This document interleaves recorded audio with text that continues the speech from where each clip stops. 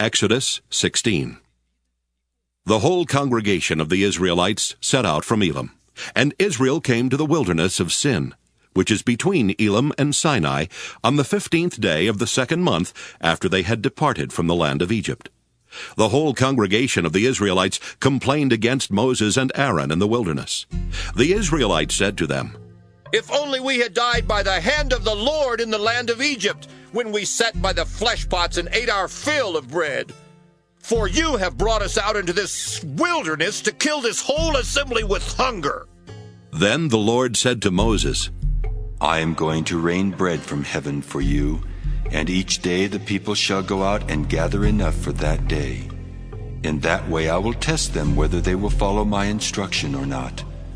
On the 6th day, when they prepare what they bring in, it will be twice as much as they gather on other days. So Moses and Aaron said to all the Israelites, In the evening you shall know that it was the Lord who brought you out of the land of Egypt. And in the morning you shall see the glory of the Lord, because he has heard your complaining against the Lord.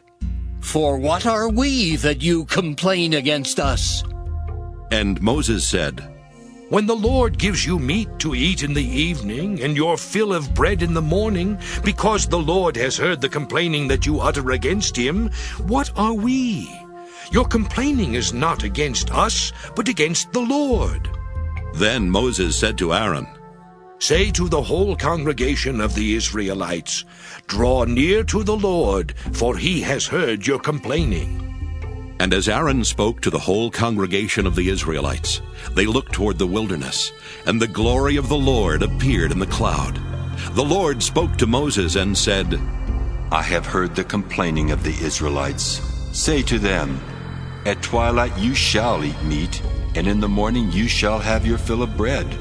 Then you shall know that I am the Lord your God.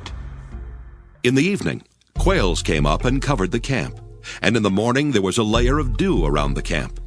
When the layer of dew lifted, there on the surface of the wilderness was a fine flaky substance, as fine as frost on the ground. When the Israelites saw it, they said to one another, What is it? For they did not know what it was. Moses said to them, It is the bread that the Lord has given you to eat. This is what the Lord has commanded. Gather as much of it as each of you needs, an omer to a person according to the number of persons, all providing for those in their own tents. The Israelites did so, some gathering more, some less. But when they measured it with an omer, those who gathered much had nothing over, and those who gathered little had no shortage. They gathered as much as each of them needed. And Moses said to them, Let no one leave any of it over until morning. But they did not listen to Moses. Some left part of it until morning, and it bred worms and became foul. And Moses was angry with them. Morning by morning they gathered it as much as each needed, but when the sun grew hot, it melted. On the 6th day they gathered twice as much food, 2 omers apiece. When all the leaders of the congregation came and told Moses, he said to them, This is what the Lord has commanded. Tomorrow is a day of solemn rest, a holy Sabbath to the Lord.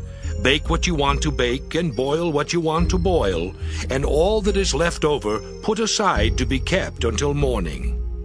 So they put it aside until morning, as Moses commanded them, and it did not become foul, and there were no worms in it. Moses said, Eat it today, for today is a Sabbath to the Lord. Today you will not find it in the field. 6 days you shall gather it, but on the 7th day, which is a Sabbath, there will be none. On the 7th day, some of the people went out to gather, and they found none. The Lord said to Moses, How long will you refuse to keep my commandments and instructions? See, the Lord has given you the Sabbath. Therefore on the 6th day he gives you food for 2 days. Each of you stay where you are. Do not leave your place on the 7th day. So the people rested on the 7th day. The house of Israel called it manna. It was like coriander seed, white, and the taste of it was like wafers made with honey. Moses said, This is what the Lord has commanded. Let an omer of it be kept throughout your generations, in order that they may see the food with which I fed you in the wilderness when I brought you out of the land of Egypt." And Moses said to Aaron, "Take a jar and put an omer of manna in it, and place it before the Lord to be kept throughout your generations." As the Lord commanded Moses, so Aaron placed it before the covenant for safekeeping. The Israelites ate manna 40 years, until they came to a habitable land. They ate manna until they came to the border of the land of Canaan. An omer is a tenth of an ephah.